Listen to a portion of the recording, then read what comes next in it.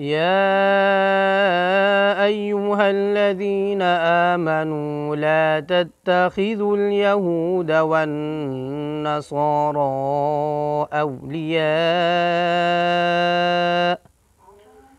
بعضهم أولياء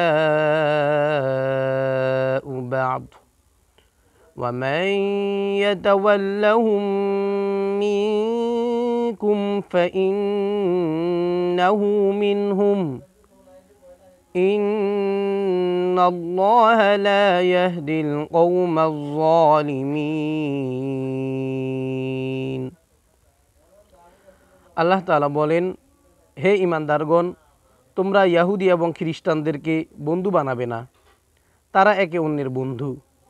তোমাদের যে কেউ তাদেরকে বন্ধু বানাবে সে তাদের মধ্যে গণ্য হবে। নিশ্চয় আল্লাহ যারা জালিম তাদেরকে হেদায়েত দান করেন না। আল কুরআন সূরা মাঈদা আয়াত 51।